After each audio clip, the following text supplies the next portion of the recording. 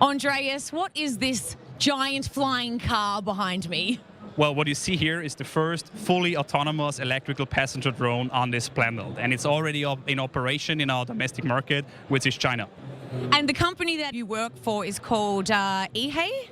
The company name is EHang. It's coming from the Mandarin word Yi and Hang, which means billions and flying, so billions fly. Because this is our vision. We want to make the principle of a helicopter affordable for everybody and bring billions of people into the air. So it's already operational in China. So basically what you're telling me is that people can just hop into this vehicle right here and just go visit their friends and just park it on their lawns. Is this what's happening in China at the moment? Somehow. So the concept is not that a end consumer is buying it, like he's buying or she is buying a car and putting it on the garage and then freely flying around. Technically, this is possible with this model and today, but regulatory-wise, it's not possible. So it's an operator-based model, meaning you have companies like airlines, local cab companies, Ubers, and others who operate a kind of ecosystem of drones. And the consumer can book a flight, like he can book a Uber, and just go to a predefined starting and landing spot. So tell me about how it actually operates. What's the distance? How long does it take to travel? How high can it go? Those sort of things. Right. As you can see, we have a capacity of 2 people with a payload of 220 kilograms. It can fly up to 35 kilometers. It's 100% based on electrical engine, so fully sustainable. And of course, the electrical engine is also a limitation factor for the kilometers, but it's for short commuting anyway. So 35 kilometers is pretty enough. It has a top speed of 130 kilometers per hour and a fully redundant system with 16 rotors, 16 individual connected engines and 16 batteries. So if one stops working, it doesn't affect the others, and 4 can stop and it still keeps up in the air. How long have these been in operation in China for so far? Our company started in 2014 and we're coming from the software side. So we built a software ecosystem for autonomous flying, and throughout the years we attached different hardware models for different use cases, going from logistics to drone and fireworks and now to passenger transport. We have been presenting the first passenger drone model at the Consumer Electronics Show in Las Vegas in 2016. We IPO'd on NASDAQ in December 2019, currently have a 2 billion valuation, and in China we are operating since around 2 years. Drones are such a big thing at the moment. They seem to be just seriously taking over. These are operational in China at the moment.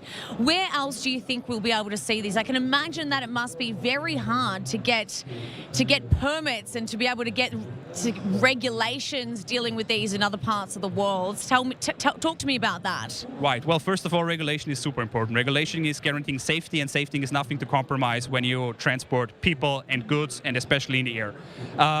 So we are in a very good dialogue with basically all the regulators globally, with a different pace. You know, you have the US market, you have the European market, you have the Chinese market, who go in different paces, but all of them are convinced that this is a solution what is going to be implemented in the very close future. Every major car manufacturer, every major aerospace company, and a very viable startup scene is in that market. So billions are going into that, and it's definitely here to stay and going to change how we travel and commute.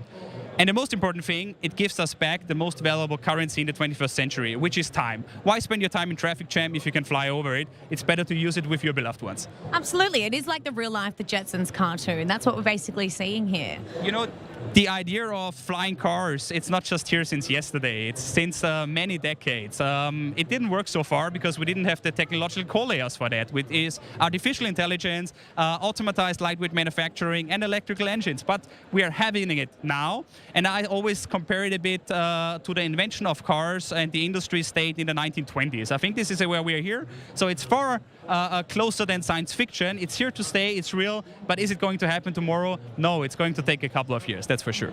This is crazy, it's flying cars. Andreas, am I allowed to go inside? Absolutely, let's have a look. Let's have a look. I'm going in a flying car. Let's go. Let's go. Okay, Andreas, explain to me what this all means here. This is a display, basically, which is right now showing you just several flight parameters. In practical operation, you can use these screens for entertainment, for commercials, just as you use screens right now in other public transport systems, for example. So there's a lot of use cases, very interesting for media companies as well. The thing is, you don't have to touch and do anything here because it's fully autonomous. You're a passenger, you can relax and just enjoy the flight.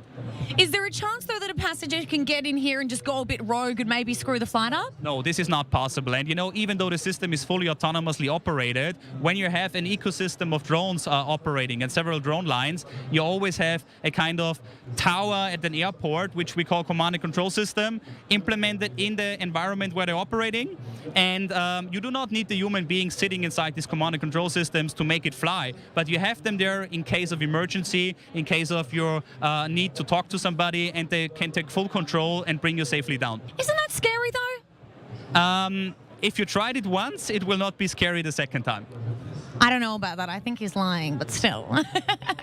Have you been in one yourself? This is the question. I was flying many times in China, and we have a lot of people who were flying with that. And there are some interesting surveys about that when it comes to the European environment, for example, and 2/3 would love to have this solution today and not wait until tomorrow. Of course, there's some skepticism, but that's normal when you have new technologies being adopted, and this is why we're happy to have a public discussion and also a critical discussion about this topic. That's important. Well, Andreas, I'd love to not wait until tomorrow as well. So if I come to China, am I able to go up in one? Absolutely, and we would be very happy if you visit us.